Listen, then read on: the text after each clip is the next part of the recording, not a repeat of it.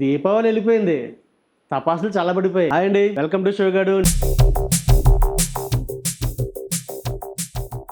నేను మీ వెంకట్. ఈ రోజు నేను చూసిన సినిమా మట్కా. మట్కా మట్కా మట్కా. ఏంటి మట్కా? 3 సార్లు చెప్పినా 30 సార్లు చెప్పినా మట్కా అంటే ఏంటో అర్థం కావట్లేదు. ఇలా అర్థం కాని పేర్లు పెట్టి ఆగం ఆగం చేసే కన్నా అర్థం వచ్చేలా పేరుని పెట్టి అర్థమయ్యేలా చెప్పొచ్చుగా. మట్కా తెలియాలంటే చిట్కా తెలియాలా ఏంటి? ఈ కాలంలో పిల్లలకు పెట్టే పేర్లాగే సినిమా పెట్టే పేర్లు కూడా ఏమీ అర్థం కావట్లేదు. బాగుంటే చాలు, భావంతో పని లేదు అనే భావంతో పేర్లు పెడుతున్నారు. బాగుండాలి అంటే భావం ఉండాలని ఎప్పుడు తెలుసుకుంటారో ఏమో. ఆరా తీస్తే అర్థమైంది, ఇది ఆట పేరు మట్కా అని. మట్కా అనే ఆట బాగుంటది, కానీ తేడా వస్తేనే ఆట కట్టిస్తుంది. ఇది సరదాగా ఆడే ఆట కాదు, జీవితాన్ని పణంగా పెట్టి ఆడే ఆట. మట్కాతో మామూలుగా ఉండదు. మరి వాట్కా గుట్కా ఎలాగైతే హానికరమో మట్కా కూడా హానికరమే, అంతకు మించి.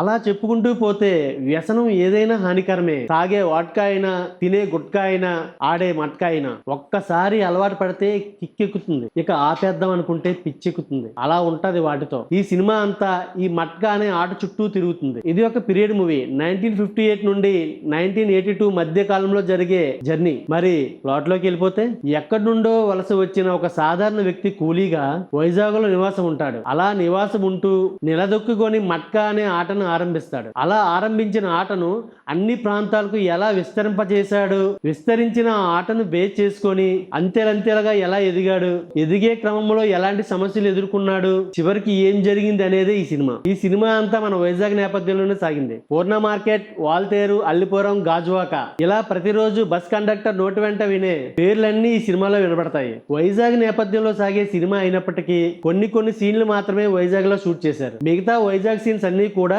11 ఎకరాల ల్యాండ్ లో సెట్ వేసి షూట్ చేశారు. ఎందుకంటే ఆ కాలం సినిమా అంటే ఆ కాలంలో ఉండాలి కదా.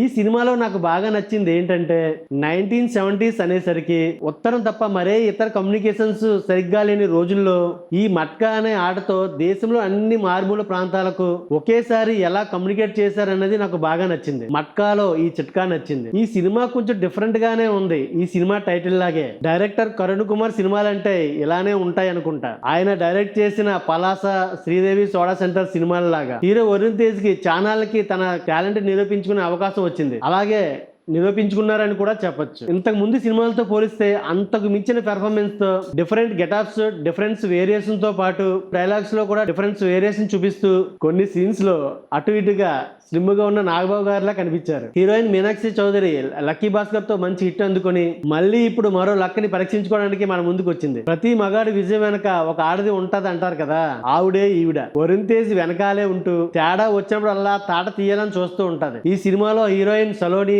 సత్యం రాజేష్, నవీన్ చంద్ర, అజయ్ ఘోష్ ఇంపార్టెన్స్ రోల్స్ నే చేశారు. స్టోరీ తగ్గట్టుగా డైలాగ్స్ అయితే చాలా బాగున్నాయి. కాసేపు నవ్వుకోవడానికి కామెడీ కొండ ఉంటే బాగుండేది. ఈ సినిమాలో జీవి ప్రకాష్ అందించే పాటలు నచ్చాలంటే నచ్చేదాకా వినాలనుకుంటా. బ్యాక్గ్రౌండ్ మ్యూజిక్ గట్టిగా బాధేశాడు. ఎంతలా అంటే బాగుంది అనేదాకా బాధేశాడు. కిషోర్ కుమార్ సినిమాటోగ్రఫీ, అలాగే కార్తిక్ సినిమాస్ ఎడిటింగ్ భలే అనిపించాయి. ఆర్ట్ డైరెక్షన్ వర్క్ చాలా బాగుంది. ఆ కాలాన్ని తగ్గట్టు ఆ కాలంలో ఈ సినిమాని విజేందర్ రెడ్డి, తీగల, అలాగే రజనీ తల్లూరి కలిపి నిర్మించారు. ప్రొడక్షన్ వాల్యూస్ బాగున్నాయి. ఈ సినిమా ఫస్ట్ హాఫ్ అంతా బాగానే అనిపిస్తుంది, ఎంగేజింగ్ గా సాగిపోతుంది. సెకండ్ హాఫ్ అక్కడక్కడ బాగుంది, మిగతాదంతా లాగ్ లా అనిపించింది. క్లైమాక్స్ పెద్దగా ఇంపాక్ట్ చేయలేదు, పర్వాలేదు, ఒకసారి చూడొచ్చు. ఈ సినిమాకి షోగాడు వెంకట్ ఇచ్చే రేటింగ్ 2.6/5. నా కళ్ళు చూడాలనుకుంటున్నారా?